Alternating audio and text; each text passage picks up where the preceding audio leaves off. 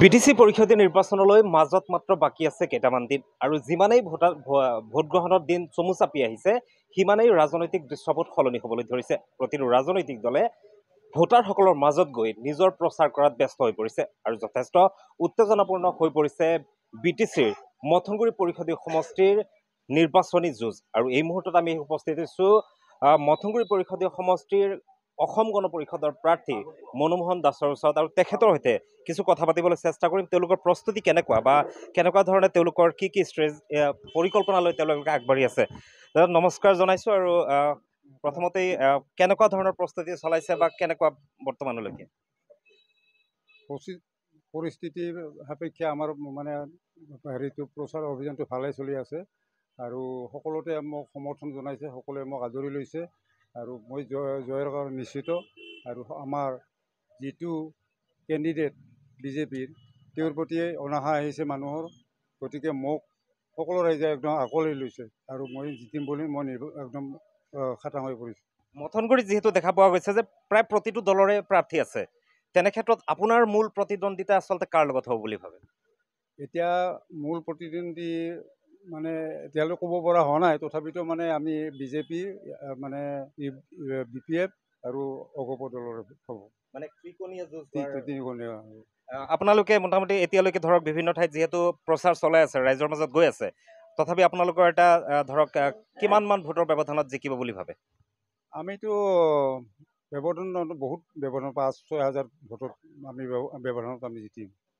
ঠিক আছে, ধন্যবাদ জ্ঞাপন কৰিছোঁ। আৰু এয়া আছিলে অগপ দলৰ প্ৰাৰ্থী মনোমোহন দাস আৰু তেখেতে ইতিমধ্যে উল্লেখ কৰিছে যে যিহেতু বিজেপিৰ প্ৰাৰ্থীগৰাকীৰ প্ৰতি ৰাইজৰ কিছু অনীহা আহিছে বুলি তেওঁ উল্লেখ কৰিছে আৰু তেওঁলোকে যিহেতু ৰাইজৰ মাজত গৈ আছে, ৰাইজৰ মনৰ কথা জানিবলৈ চেষ্টা কৰি আছে, গতিকে তেওঁলোকে বিভিন্ন সময়ত ৰাইজৰ পৰা যি কথাসমূহ তেওঁলোকে জানি আছে, গতিকে তেওঁলোকে কৈছে যে প্ৰায় 4-5 হাজাৰৰ অধিক ভোটত তেওঁলোকে জয়লাভ কৰিব। গতিকে 22 তাৰিখে জনসাধাৰণে আচলতে তেওঁলোকক কিমান তেওঁলোকৰ প্ৰতি ভোট প্ৰদান কৰে। আৰু এগৰাকী ব্যক্তি আছে, মই তেখেতৰ সৈতে জানিবলৈ চেষ্টা কৰিম। দাদা, যিহেতু দেখা গৈছে যে আগতে মথনগুৰিত আচলতে অগপৰ প্ৰাৰ্থী নাছিলে, এইবাৰ প্ৰাৰ্থী আছে আৰু ইয়াতে অগপ বা বিজেপিৰ মাজত ভোটটো অলপ কিবা বিভাজন হোৱাৰ সম্ভাৱনা আছে নেকি? ভোট বিভাজনৰ প্ৰশ্নটো আহি নপৰে। ভোটটো ভোট, ৰাইজে যি প্ৰাৰ্থীক ভাল পাব, যাৰ প্ৰতি দায়বদ্ধতা থাকিব, যাক লৈ আশা কৰিব যে এই BTCত এই BTRত আমি কেনেকৈ আগবাঢ়ি যাম, তেওঁক ভোট দিব। কিন্তু ভোট বিভাজনৰ প্ৰশ্নটো আহি নপৰে। এতিয়া ভাৰতীয় জনতা পাৰ্টি, UPPL, অসম গণ পৰিষদ দল আমি মিত্ৰতাত আছোঁ। দিল্লী, দিছপুৰত আমাৰ চৰকাৰ চলি আছে। তাৰপিছত ৰাইজে আমাক এটা প্ৰশ্ন কৰিছে বা আপোনালোকেও আমাক এই প্ৰশ্নটো কৰিছে, আমি সভা সমিতিত সেই উত্তৰটো দিছোঁ যে BTRত কিয় আপোনালোকে নিৰ্বাচন খেলিলে? BTRত UPPL নিৰ্বাচন খেলিছে আমাৰ মিত্ৰ দল, BTRত BPF নিৰ্বাচন খেলিছে, BTRত BJP নিৰ্বাচন খেলিছে, BTRত AGP কিয় নিৰ্বাচন খেলিব নালাগে? BTC চুক্তিৰ BTR চুক্তিৰ মূল ধাৰাটো কি আছিল? যে বড়ো শান্তি চুক্তিৰ জৰিয়তে বড়ো সমস্যাটো সমাধা কৰি এই বড়োসকলক স্ব অধিকাৰ প্ৰদান কৰি বৃহত্তৰ অসমীয়া জাতি গঠন কৰিব লাগে আৰু অসমখনত এটা স্থায়ী শান্তি প্ৰতিষ্ঠা কৰিব লাগে। হ'ল, চুক্তি হ'ল, BTC হ'ল। হাগ্ৰামা মহিলাৰী ডাঙৰীয়াই কিমান বছৰ চিফ হ'ল, তাৰপিছত প্ৰমোদ বড়ো ডাঙৰীয়া চিফ হ'ল।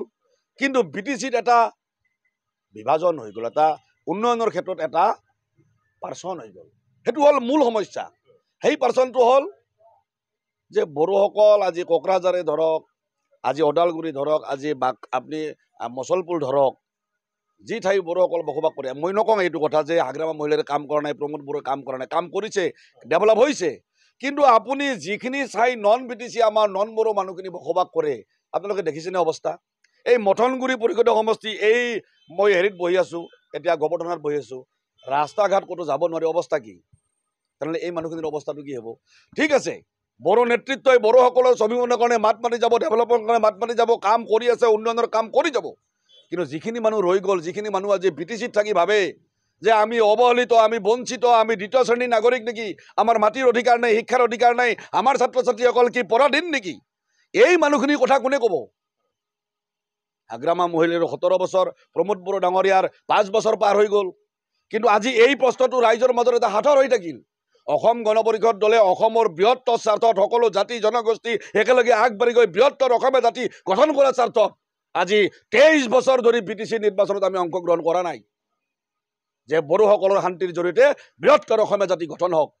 কিন্তু দেখিলোঁ কি আজি অবড়োসকল, অসমীয়া, বঙালী, মুছলমান, আন আন যি জাতি জনগোষ্ঠী আছে, আজি এই BTRত, এই BTCত তেওঁলোকে ভাবিবলৈ বাধ্য হ'ল আমি দ্বিতীয় শ্ৰেণীৰ নাগৰিক নেকি? সেই অসম গণ পৰিষদ দল বহি থকাৰ প্ৰশ্ন আছে নেকি? সেইটো মূল কথা, মূল চিন্তা আধাৰ হিচাপে লৈ অসম গণ পৰিষদ দলে যিখিনি মানুহ অকল এই মথনগুৰি নহয়, সমগ্ৰ BTRত যিখিনি মানুহে আজি শোষিত, লাঞ্ছিত, বঞ্চিত, দ্বিতীয় শ্ৰেণীৰ নাগৰিক বুলি ভাবে, এই মানুহখিনিক সাহস দিয়াৰ কাৰণে, ৰাজনৈতিক নিৰাপত্তা দিয়াৰ কাৰণে BTRত বসবাস কৰি এই মানুহখিনি যাতে কোনোদিন ভাবিব নালাগে যে আমি দ্বিতীয় শ্ৰেণীৰ নাগৰিক, এই মানুহখিনিক ৰাজনৈতিকভাৱে আগবঢ়াই নিয়াৰ কাৰণে অসম গণ পৰিষদ দল এইবাৰ BTC নিৰ্বাচনত অৱতীৰ্ণ হৈছোঁ। 3টাত প্ৰাৰ্থী দিছোঁ আৰু এই 3টা প্ৰাৰ্থীত জিতিম বুলি আমি আশা কৰিছোঁ। এই মথনগুৰি পৰিষদীয় সমষ্টিত মই বিজেপিৰ বিৰুদ্ধে ক'বলগীয়া একো নাই, এইকাৰণে নাই তেওঁলোক আমাৰ মিত্ৰ দল, দিছপুৰত আছোঁ, দিল্লীত আছোঁ। কিন্তু তেওঁলোকে যিগৰাকী প্ৰাৰ্থীক দিছে তেওঁ ছ'চিয়েল ৱেলফেয়াৰৰ EM আছিল, আৰু ছ'চিয়েল ৱেলফেয়াৰৰ EM থাকি আটাইতকৈ সামাজিকভাৱে সামাজিক ন্যায় বঞ্চিত হৈছে এই মথনগুৰি পৰিষদীয় সমষ্টিত, সেইজন হৈছে গৌতম দাস।